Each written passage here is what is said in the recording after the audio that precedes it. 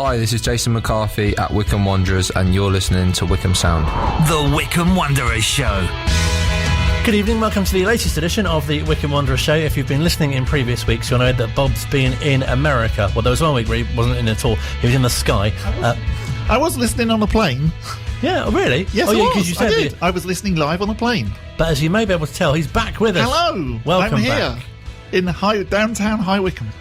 It's very exciting. As they'd call it if you were in America. Indeed. Almost as good as being in downtown New Orleans. How was your trip? It was really good, thank you. I had a wonderful time. The weather was lovely. I kept checking in with home, and they kept saying how horrible the weather was over here. So that always makes your trip a bit more special as well. And part of it, you paid homage to Louisiana. I did indeed. So I spent 3 days in Louisiana, which is a lovely bit of the world, and I can thoroughly recommend it. Whenever you see those adverts going up at Adams Park saying all about Louisiana, it's as good as they make it sound. I had a wonderful time staying in New Orleans, and also then taking a trip to Baton Rouge and also St. Francisville. And you caught some sport while you were out there as well? I did see quite a lot of sport, despite the fact that the baseball players were on strike, which was one of the reasons for going, which was slightly annoying. But strike? They were on strike, yes. Like the pitcher? No, exactly. No, that's not a baseball term. They were actually genuinely on strike.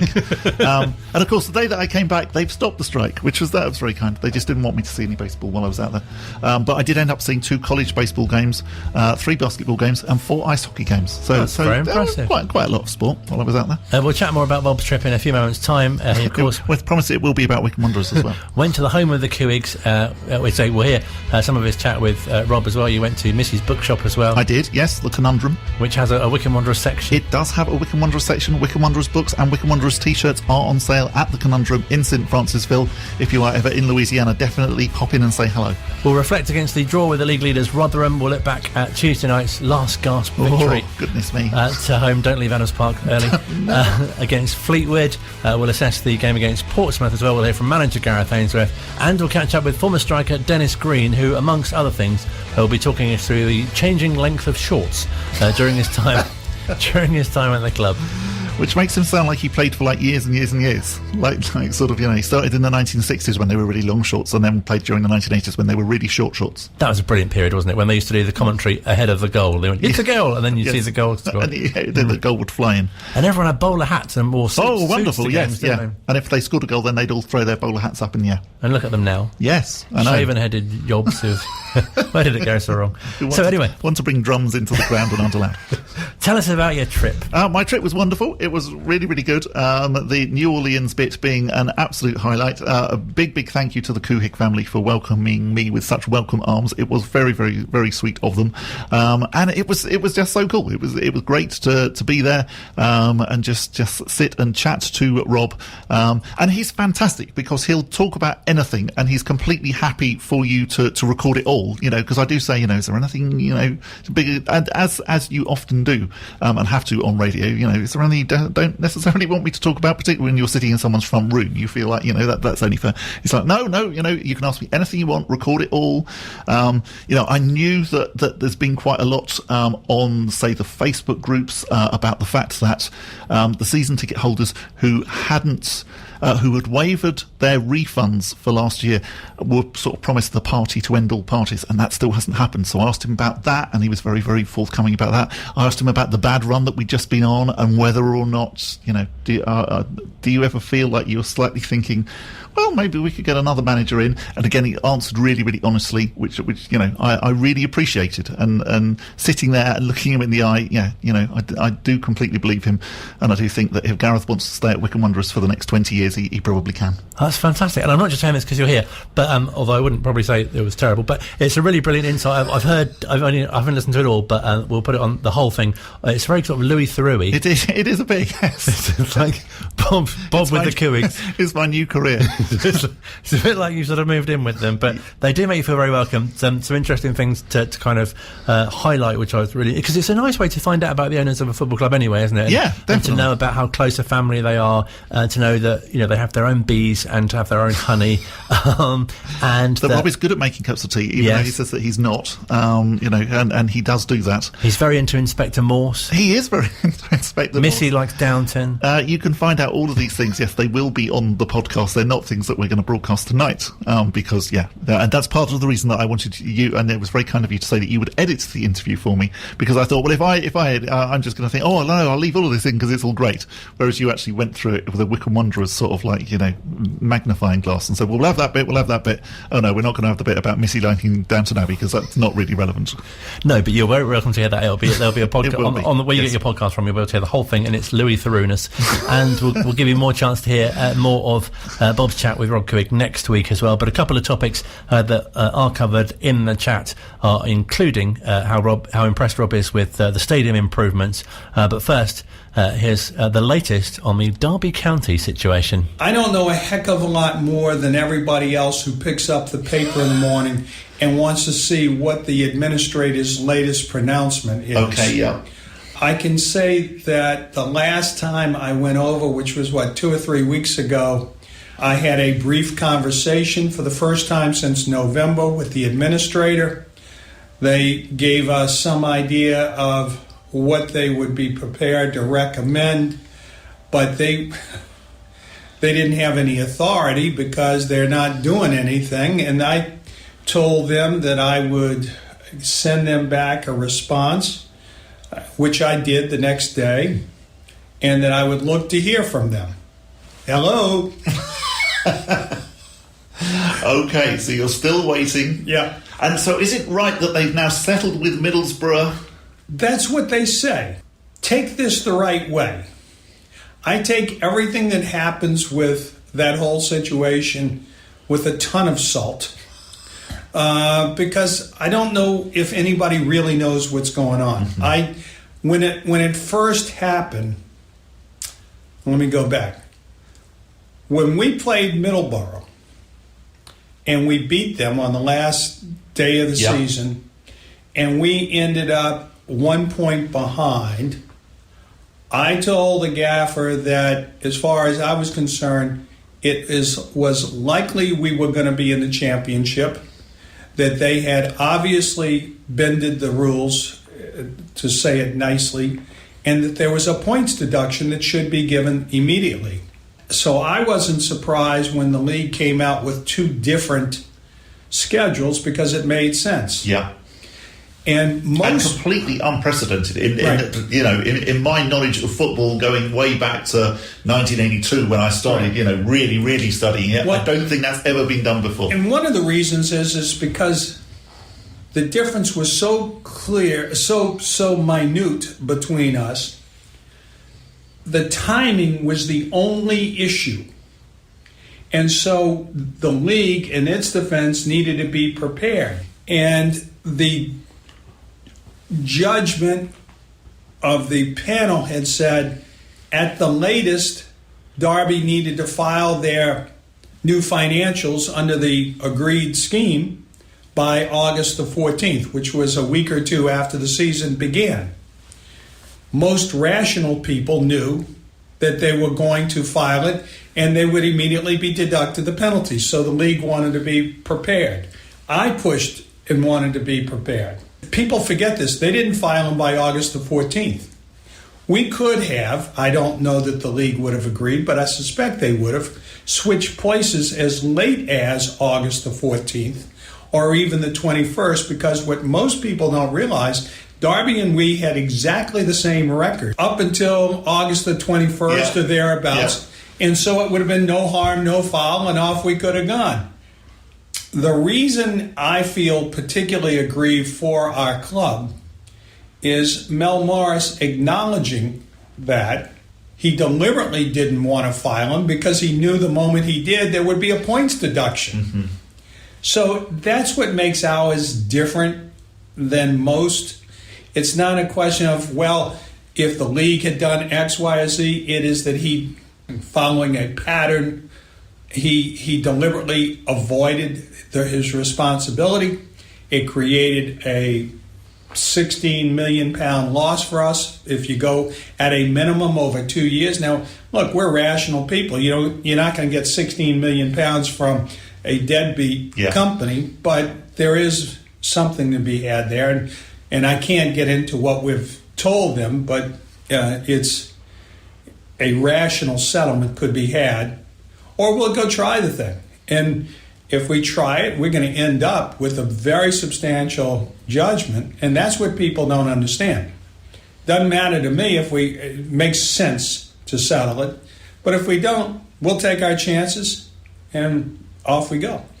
Is there a sense of Derby doing that normal thing of thinking it's Little Wycombe Wanderers, so therefore actually we're going to try? It was interesting to me that, and I know you said you take it with a pinch of salt, that they've already said that they've settled with Middlesbrough.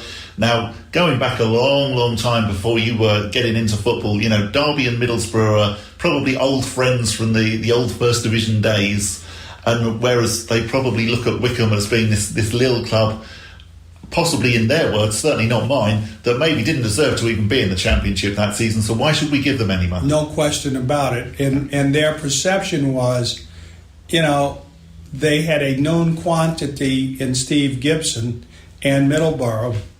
As you say, they've known each other forever. I think they've changed their mind. I think they did a little research.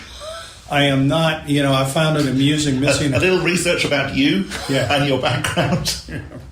One weekend, something particularly egregious was said by somebody, and so we had 500 people from Derby emailing us, Twittering us, hoping that for the worst possible outcomes for our health and the like.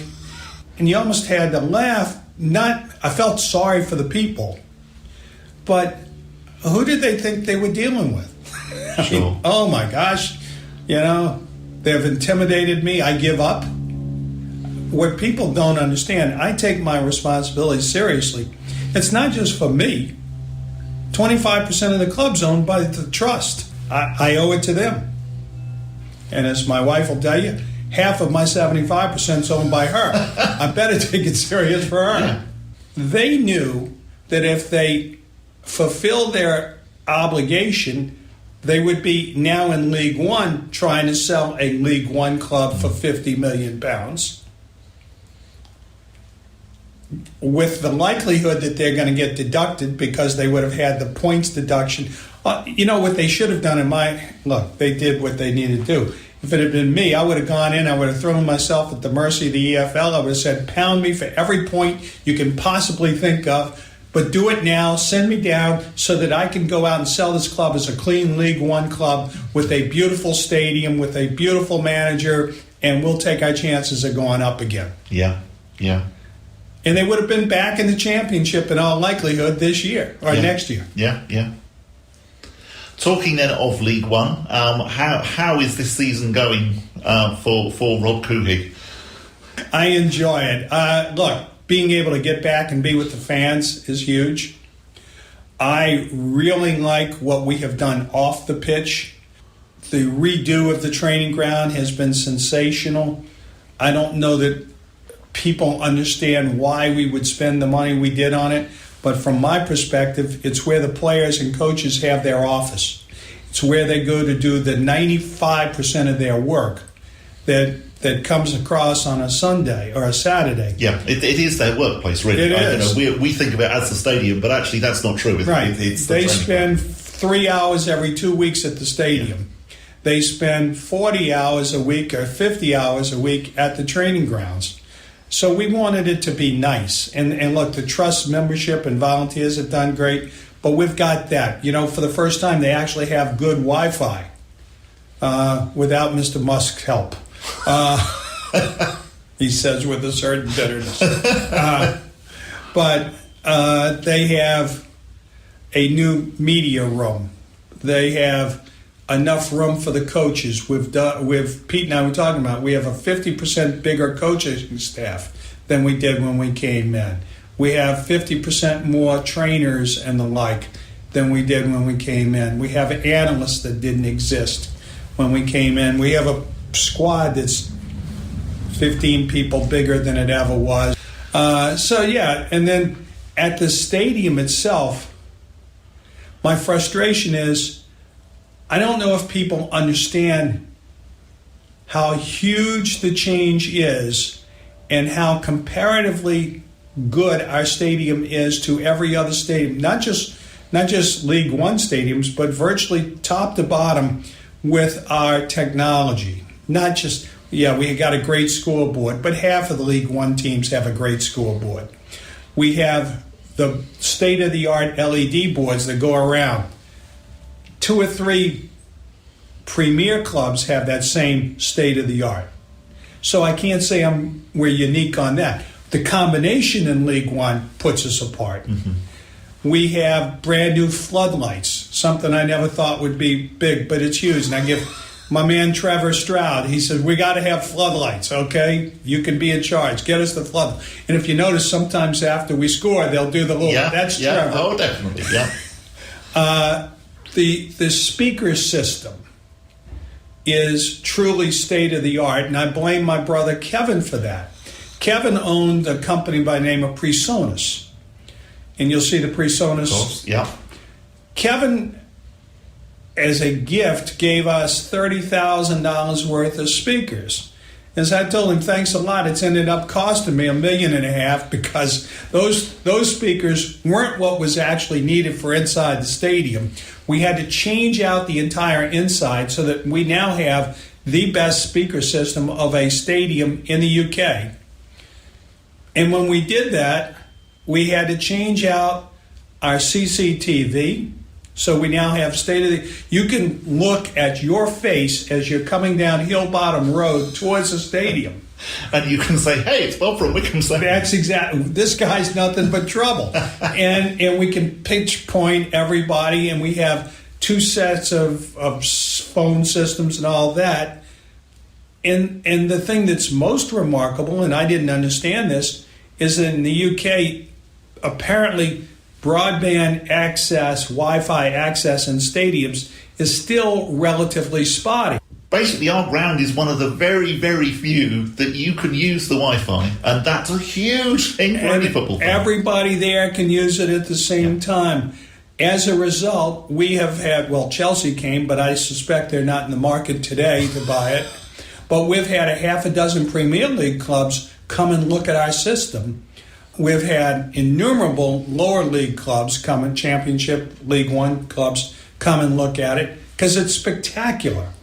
But we don't do a good job of, and maybe we do a good job of advertising, and maybe I miss how I'm just so impressed with it myself. I want everybody to be impressed with it. Wycombe Wanderers co-owner and chairman Rob Couhig speaking in his natural environment. We are, Rob. We are very impressed. Every time I go to Adams Park, I do think it's amazing that the Wi-Fi does work in a football stadium, because in so many other stadiums it doesn't.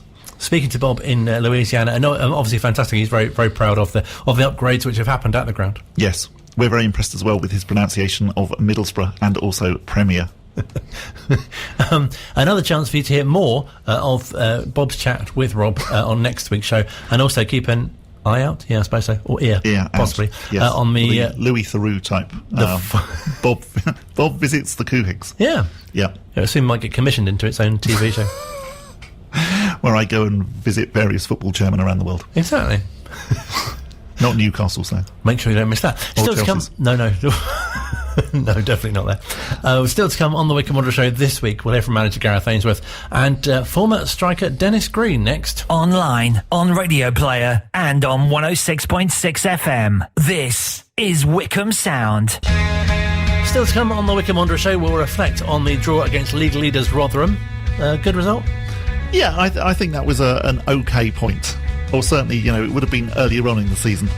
And the game that continued our unbeaten run to 4 League One games, which puts us a bit more in touching distance of the top 6. That last gasp winner against Fleetwood. Yes, and goodness me, had we not won that one, then I think we would be sitting here slightly saying, well, that wouldn't have been a great result. But it doesn't matter.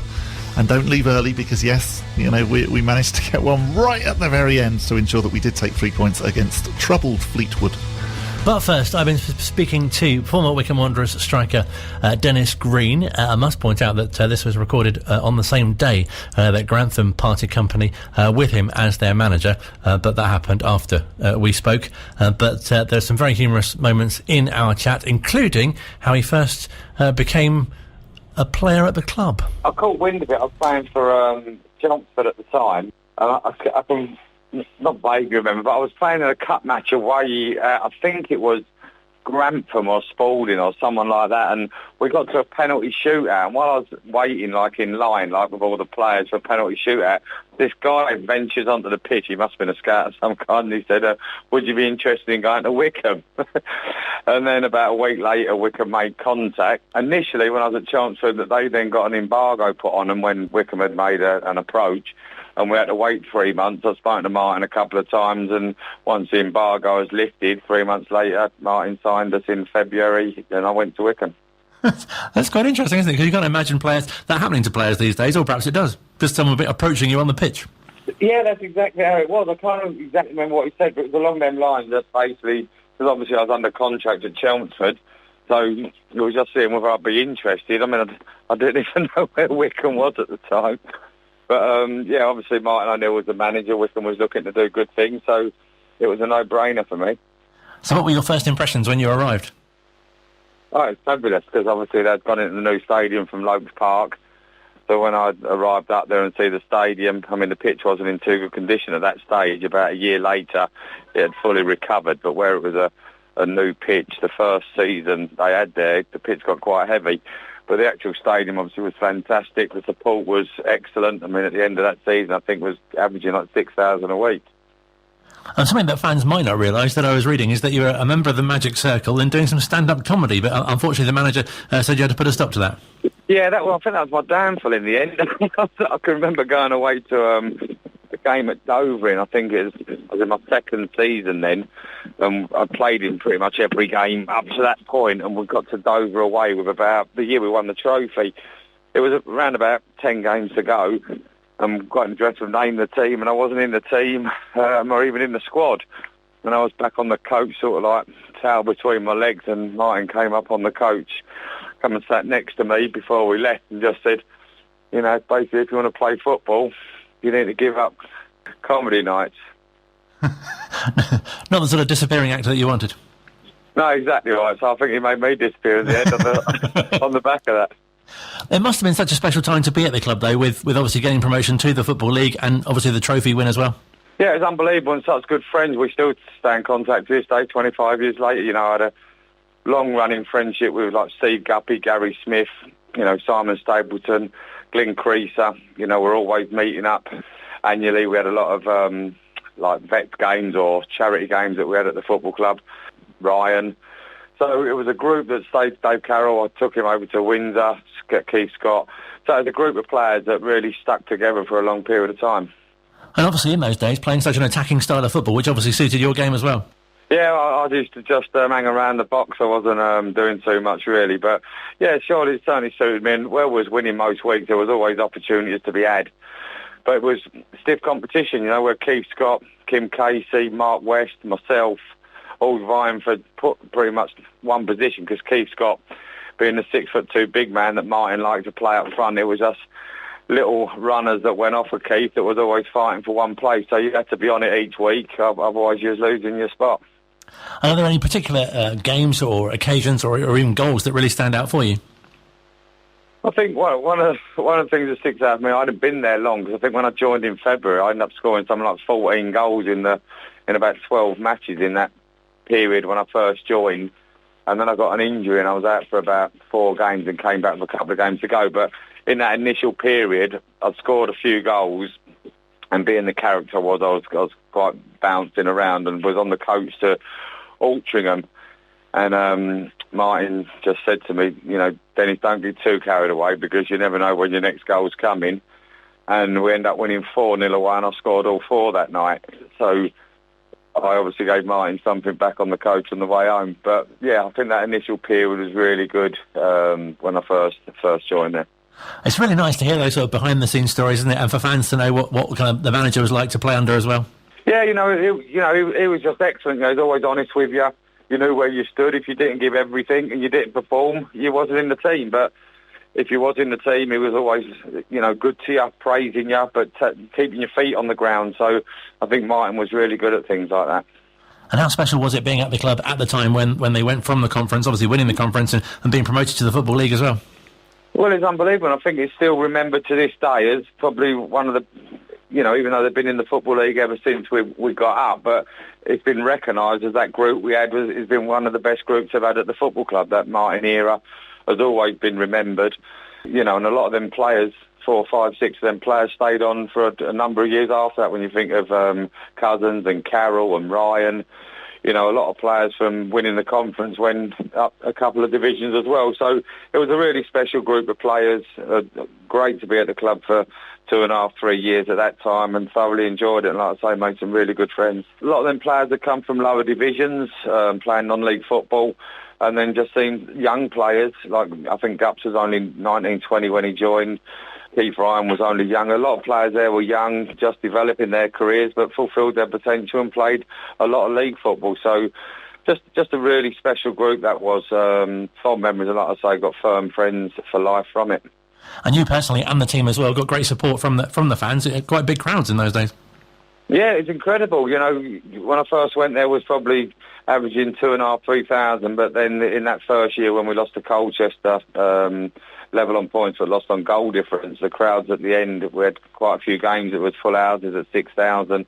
And that carried on into the following year. So the support was incredible. I remember we went up to Gateshead, and I think we took about 800 up to Gateshead. So, the support was phenomenal for a non-league side. I think it was unrivalled at the time, the support we was getting. Obviously, as the years have gone on, there's been some big teams now that have gone to the National Conference and getting big gates when you look at Wrexham, Stockport and teams like that now. But at the time, Wycombe was the largest supported team around. And especially the trophy final, it felt like the whole town went.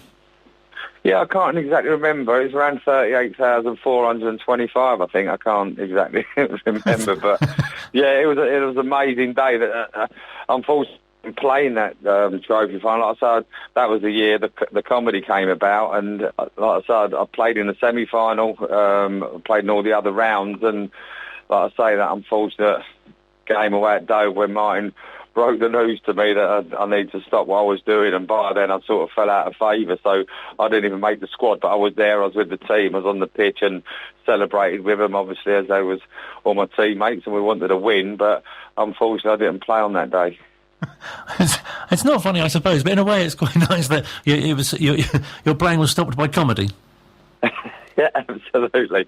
Yeah, but I mean, you're young and you're doing different things, and we was only part-time at the time, so, it wasn't my full-time living. And the following year when we went up, we progressed into full-time. The part-time contracts went to full-time, but at that time, we was only part-time, so I think I was 26 or something like that at the time, and, even though I took football seriously, it wasn't my living. I had a job alongside the football, so, yeah, I mean, if that's an excuse. But I just enjoyed doing it. It only lasted about 3 months, and Martin put a stop to it.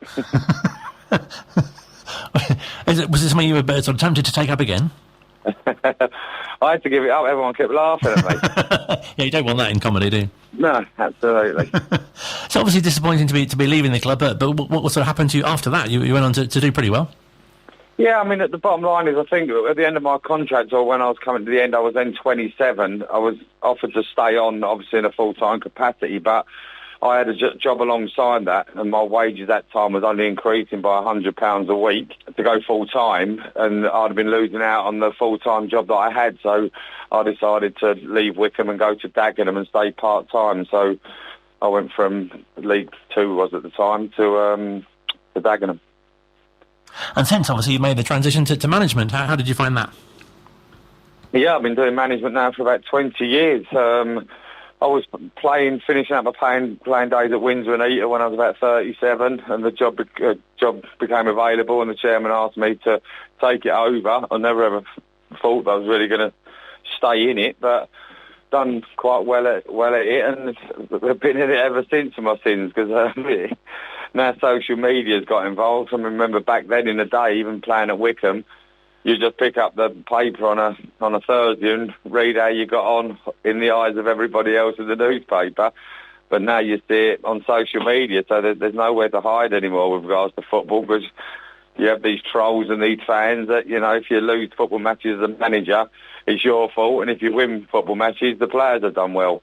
So you never seem to get too much credit when you're a manager. And really nice as well that you're able to take your former teammates from Wycombe to Windsor as well. Yeah, I did. I took Keith Scott, Dave Carroll and Jason Cousins. You know, we had a really successful team there. I think when we took them over, was bottom of the league, took over from Byron Walton, I think was bottom of the league, only had about 4 points, managed to survive that year, and then the following year we got promoted, and then the following year I think was around about 8th in the table when I left and went to Maidenhead. And we find you at Grantham now, so you're obviously still enjoying it. Yeah, still enjoying it. You know, football's in your blood. It is very stressful. There's so many complications during a football season. You know, you're dealing with a lot of young players, some of them 18, 19, and it's hard to manage them at times because they're growing lads. They want to go and do other things. They're only part-time, do you know what I mean? Like, you've got to keep control of them, get them eating right, get them staying in on a Friday night, and they have these temptations. And, you know, it's very difficult to manage at certain levels of non-league football.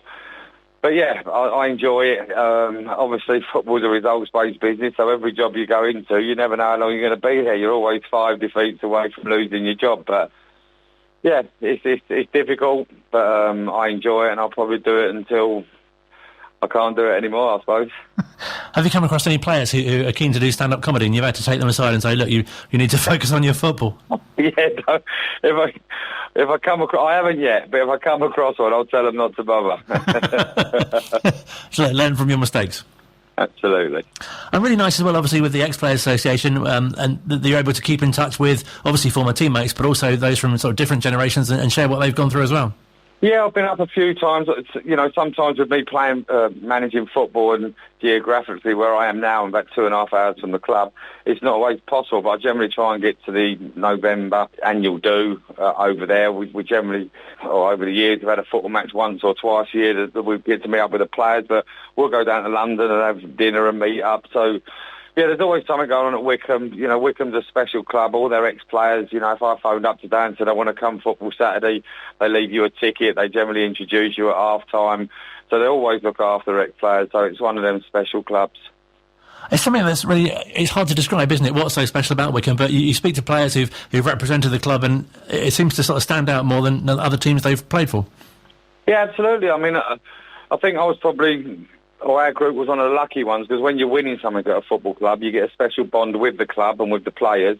You know, it's different if you're at a football club and you get relegated. You might only be there as a player for 6 months because the manager's probably got rid of you. But we had a group that managed to stay together, so we certainly had a special bond. But even 20, 25 years later, the football club in the main has been very successful when you think of the promotions it's had or the near misses over the years. I think, you know, they've been... for the position they're in financially, I think they've done incredibly well. I mean, to get up to the Championship was just unbelievable. And does it feel really special to have been a part of, as you say, the team that got into the Football League as well? Yeah, of course. And what's nice now is, as the kids are growing up, I used to play for Wickham, and like when they're in the Championship, and then everyone thinks I was a Championship player, so it looks even better. No, definitely. And you can tell them that you had a mild stand-up comedy career as well. Absolutely, very, very mild. Brief, perhaps, is the best way to describe it. Absolutely. And how do you look back generally on your time at the club, sort of overall? Just really fond memories. Can't put anything bad about the club. Everybody there, from Ivor Beeks to Martin O'Neill, all the backroom staff, the players, everything about that football club was fantastic. And like I say, every time I've been there, they've made me feel welcome. So if any player ever phoned me about Wickham Wanderers or going there, I would always support it. You know, it's a really special football club. Does it feel like a long time ago that you were there, or comparatively recently? Yeah, it don't, you know. I look back sometimes and, like, you see them, they flash things up on Twitter in a game you're involved with, and they go, like, 25 years ago, blah, blah, blah. You think, Christ, 25 years. But, you know, it's like, if you still feel healthy, you know, it's only your face looks older. The rest of your time, you still feel like you're 25 half the time. But, yeah, it don't seem that long ago. It seems funny, doesn't it, when you look at certain generations, you think, oh, their shorts are very short, or, you know, different styles of the time. It does feel like a long time ago then, I guess. Yeah, we had that transition at Wickham. When I first joined Wickham, we had the shorts right the way up, and then the following year, these long shorts came in. But I don't think the girly supporters liked it so much. I think they preferred the short shorts. But yeah, at Wickham, I was certainly in that transition from short shorts to long shorts in the space of a season. That's what makes you remember when the shorts changed. See, another part of history for you there. Absolutely. I could, if somebody told me when the shorts changed from shorts to long, I could tell them it was 1991. Here's an example of Dennis Green in short and then long shorts. I've seen the pictures. 1991, it was short shorts. 92, it wasn't. Fantastic to speak to you. Thank you so much, Lee, for your time. My pleasure. Online, on Radio Player, and on 106.6 FM. This is Wickham Sound.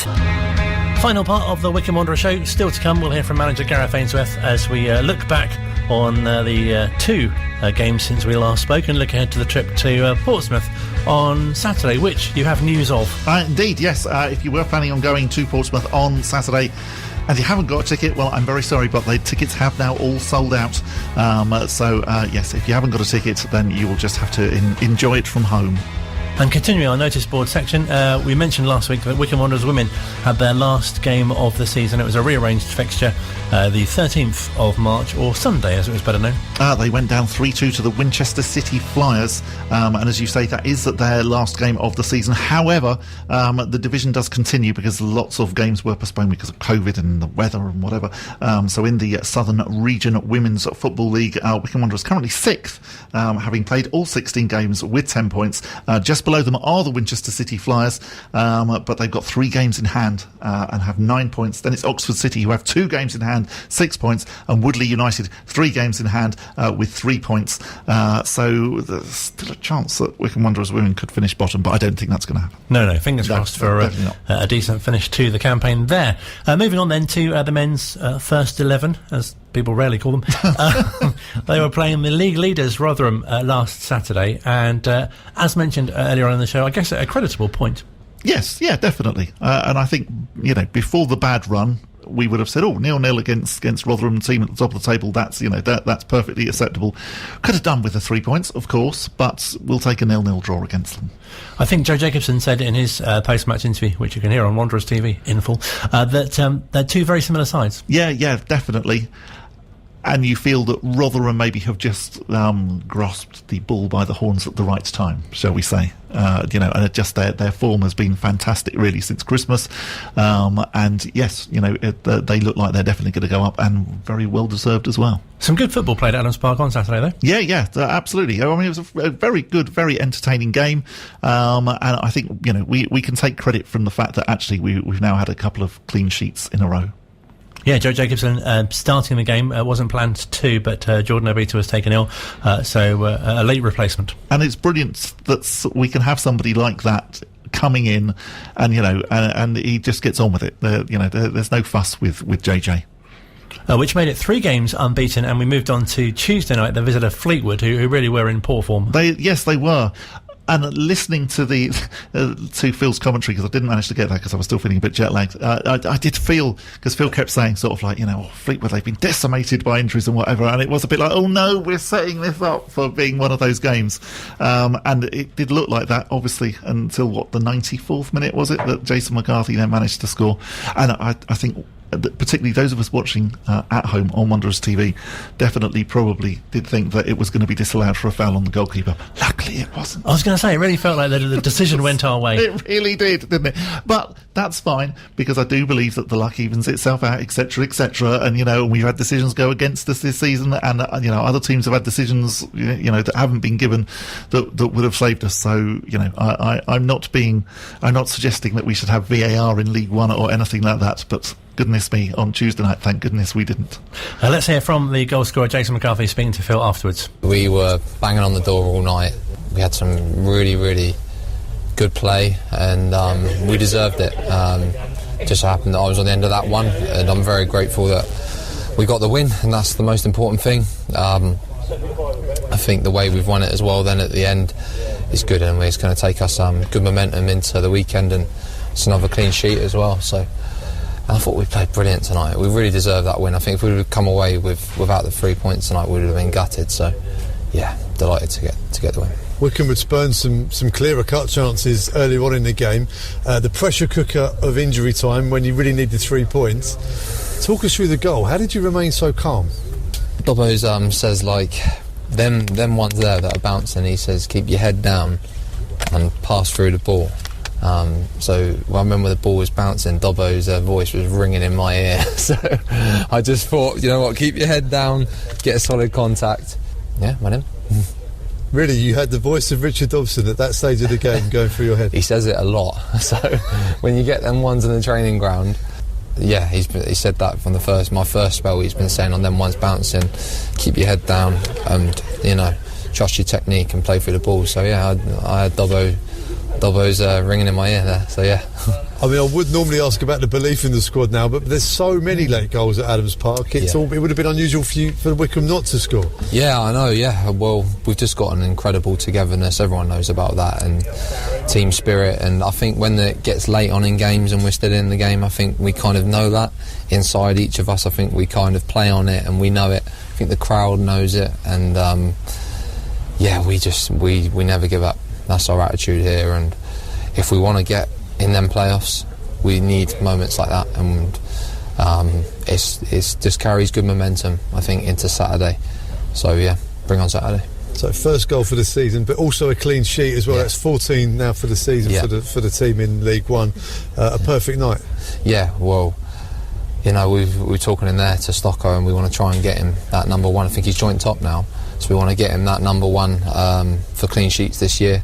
3 out of 4, which is really good, really positive, and 1 goal conceded in 4 games. So if we can keep that foundation, that base, I think we're going to give us the best chance now going into the last 8 games. So it's brilliant, but we need to keep it going, and we've sort of set our standards with that now, and we can't drop below them. We need to keep that solid base, and the 2 in front. It's the whole team. Everyone contributes to a clean sheet. It's not just the back 4 and the goalie. It's the whole team, and we're all on that clean sheet mentality at the moment, and I think they're showing in our performances. There's not many chances being given away. It's not just like we're getting a clean sheet and Stocko's under pressure constantly. He made a couple of great saves tonight, but we're sort of trying to restrict the chances against us as much as possible that contributes to a clean sheet. Really nice to hear Jason McCarthy saying that they're actually aiming to help David Stockdale get to the clean sheet number 1. Yes, Stocko for Christmas. Stocko will be very pleased for that. Stocko's Christmas number 1. But no, that would be fantastic if to have achieved that. Yeah, definitely. Absolutely. Really interesting to hear him talking about having Richard Dobson's voice in his head. And I think that's one of the big frustrations, actually, as a fan, is when you see those chances that you think, this looks like a good chance, and it balloons not only over the bar, but over the Valley Terrace, into the woods behind. And it's just like, oh, goodness me, So really interesting to hear Jason McCarthy talking about, just getting that ball, keeping it down. And sure enough, he did. And noticeably, there's been a change in the style of play, hasn't there? Things have certainly been sort of mixed up a bit, and Gareth, we'll hear from him in a short time, saying that they're being unpredictable to play against. Yeah, and I think that's really good. And I think, again, for all of the fans who were a bit questioning during the really bad spell, well, again, that's why we're lucky to have Gareth as a manager, because he doesn't just keep sort of like banging on the same door, as it were, and does then mix things up. And it's definitely, it is now working. Really interesting to see that we've had Anis Mehmeti playing, and then Brandon Hanlon being able to come on. Well, he's a fantastic player to obviously to have on the bench and to bring on late on. I think hopefully we're just hitting form at the right sort of time. Clearly, of course, could really, really do with 3 points against Portsmouth. They are currently 7 points below us. Yeah, because they lost Tuesday, didn't they? Yep, they did. But clearly they still will have eyes on the playoffs, and they will be looking at the game on Saturday and thinking, well, for them, that's definitely a must-win. Ipswich up, I'd say, probably. Yeah. I think you look at sort of Bolton Wanderers, who are now 11 points off in 11th place, and you think, it might be a bit of a stretch, but I agree. I think Portsmouth, Ipswich, ourselves, Sheffield Wednesday, we're all looking to still get in there. The fact that actually 3 of the 4 teams in the playoffs have all got 68 points, only MK Dons with 73, but Oxford United played 38, 68 points, Plymouth played 37, 68, Sunderland played 38, 66. There's it's still all to play for. We want a few of them to drop some points, Sammy, because we really do. Especially reading the classified football results on a Saturday, you tend to see, rivals, they keep winning, they keep winning, they keep winning. Yeah. And it's like, or that frustrating thing that after like 15 minutes they're 1-0 down, and you think, oh great, hooray, they're losing, and then they come back and they win 2-1. And that's always very annoying. Spoke to manager Gareth Ainsworth this morning, getting his thoughts on this last 4 games. Obviously unbeaten in 4, clean sheets in 3, 3 wins and a draw.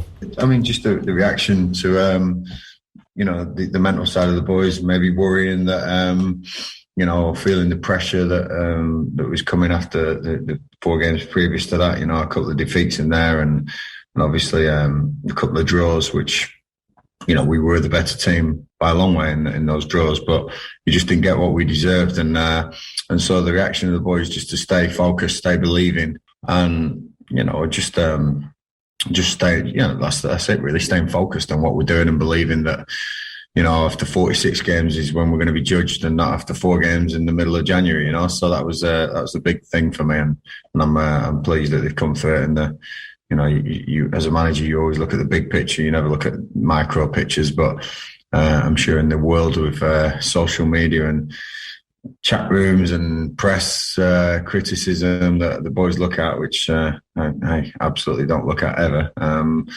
It surely is a tough place for some of them sometimes, but it's my job then to make sure that they stay grounded and they stay believing what we're trying to do, and thankfully that they've come through that period in a real good way, and really proud of them at the moment.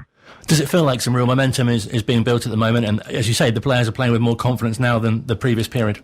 Yeah, absolutely. Yeah, real momentum. Yeah, obviously 4 games there has been great, and it's just been a real sort of great place to be at the moment. And we always feel like we're going to score goals. We always feel like we're going to sort of get the better of teams. We've got some good players on our side, and we're sort of unpredictable at the moment the way we're playing, and that's been really good. I think we're on the ball. We've been a lot more comfortable, a lot more confident, and that's just the players. We've worked hard on it in training. We've got them in a couple of times on the Tuesday before the game, which I haven't done in recent years. Really, I've got them in and worked on specifics, and those specifics have paid off. So I think it's an all-round thing, rather than picking out any individual. It's a real team thing. And again, the boys who aren't in the squad and the boys who aren't getting on are very understanding. They're very patient and really invested in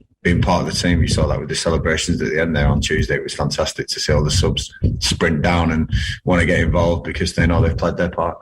And that shows, doesn't it, a real feeling of togetherness and also the great character that you've got throughout the squad. Yeah, the timing of the goal. I mean, we always believe, honestly, we really do. And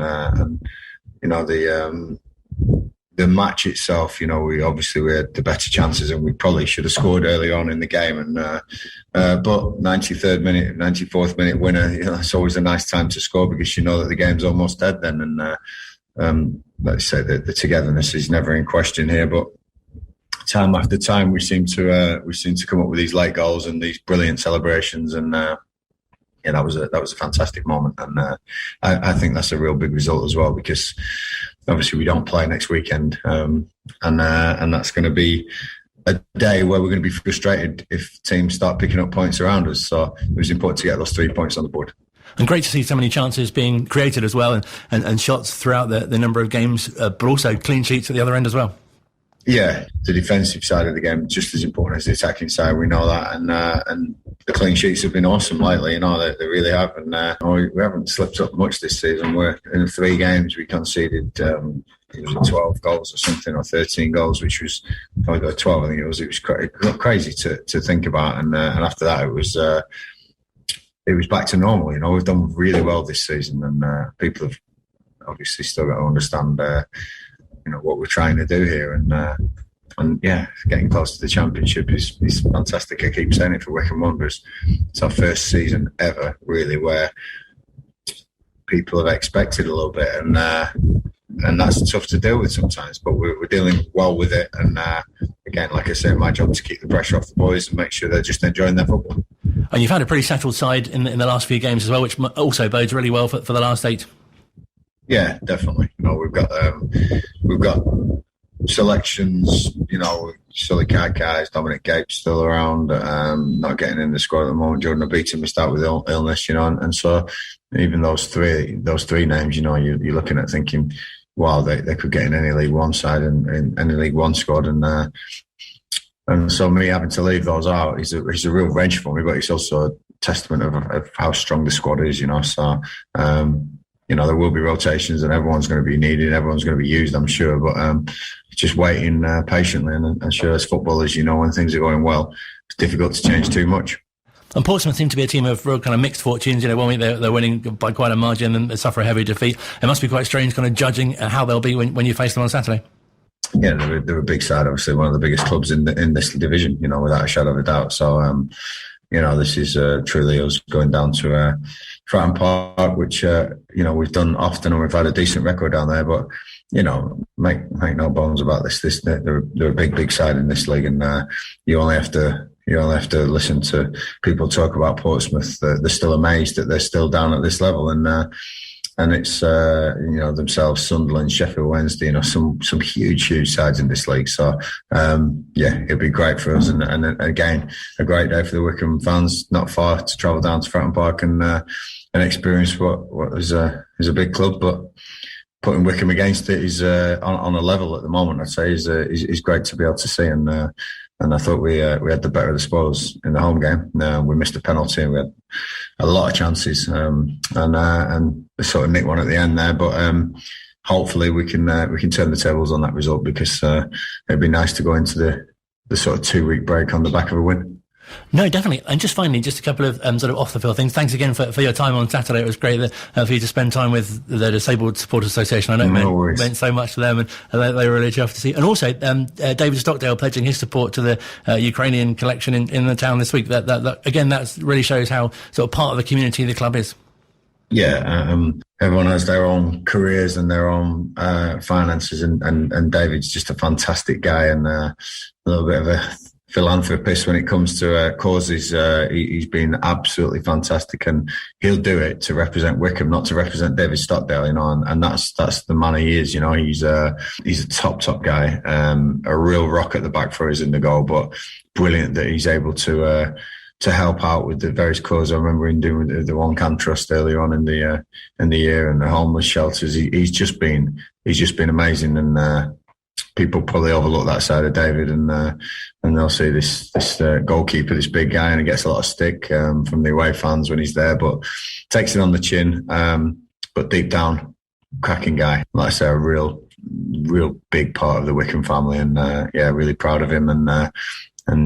So it's a great cause, and I'm sure more people will follow his lead. And especially with the news being so bleak at the moment, a big thank you to you and the team as well. A last-minute winner on Tuesday, it really gives everyone a lift. Yeah, I mean, it's great. Football does that to people. But again, I think one of our big strengths here is realising that there's some huge, important things going on in the world, and we're a minor one. If we can put smiles on faces for a few minutes, that's brilliant. But as I've always said, football is really important to me. But there's so much more that's important, and we've got to keep those values, and I'll be making sure that the boys do. Really nice to hear from Gareth on Saturday, chatting on Rob's show to the Disabled Supporters Association. If you haven't heard it, I recommend it. If you check out the website, wycombsound.org.uk, there's a clip on there. Gareth came out just before the game on Saturday and spoke to the Disabled Supporters Association, who were on the show with Rob. And I know that I made a slightly, not really flippant comment, but a comment earlier on about the ownership of other clubs. But one of the things that it really made me think when I was sitting down with Rob in his front room in Louisiana was just actually, we are very, very, very lucky. We have owners that clearly absolutely do care 100% for the club, and we have wonderful employees as well. The fact that Gareth did that, the fact that David Stockdale was talking about his fundraising efforts, we do have a club that... David Wheeler did that thing, didn't he? Yeah, with the school meals. We have a lot to be very, very proud of. And yes, of course, we're not going to win every game. Even Manchester City aren't going to win every game. But actually, the club that we support we can be very, very proud of everything that they do, and we are very, very lucky to have the Couhig family involved in Wycombe Wanderers, because you look at so many other clubs, particularly thinking of clubs like Bury and Macclesfield, and Rob talked a little bit more actually when I was with him about Bury, and just said it was completely just crazy what the situation that was going on there, and and as soon as he spoke to the person who was owned Bury at the time, he just knew that wasn't for him, and so we are very, very lucky. And talking of things to be grateful for, two players whose careers at Adams Park will be celebrated in the next coming home games. Doncaster Rovers, of course, a special game for Adebayo Akinfenwa, who, of course, will be retiring at the end of the season. His last dance. And then Matt we're getting Bloomfield there now with the last dance. On Good Friday as well. He's obviously been a fantastic servant. Mr. Wycombe. Yeah, I mean, those are going to be very, very emotional games, aren't they? No, definitely. But ones to look forward to, and to really celebrate what both have given to the club as well. Yeah, completely. Absolutely wonderful servants. And have done more than we could ever repay them. So yes, thanks very much to them both. And definitely, I would imagine that there'll be a lot of people at those games. One other game that we haven't mentioned. Oh yes, is that Wycombe, of course, are away in the Berks and Bucks FA Senior Cup semi-final when they go to Ascot United's racecourse ground, not the one in Wrexham, but the one in Ascot, and it is actually on the racecourse. It's a really interesting place to go to. Tickets are still available. Adults £8, concessions £4, under 16s £2. You can get those tickets by visiting the Ascot United website. That's another notice board section there. It is, yes, sorry. That was one that I forgot from earlier on. Do join us next week. We'll be looking back on the Portsmouth, win, hopefully. Hopefully, 3 points. We'll hear more of Rob's chat with Bob as Frankie Howard would say. In Louisiana. Hopefully you'll got over your jet lag by then. Yes, hopefully. Yeah, still not quite sure what the time is. Final words? Is it 7:45? No, you see, I don't know what the time is.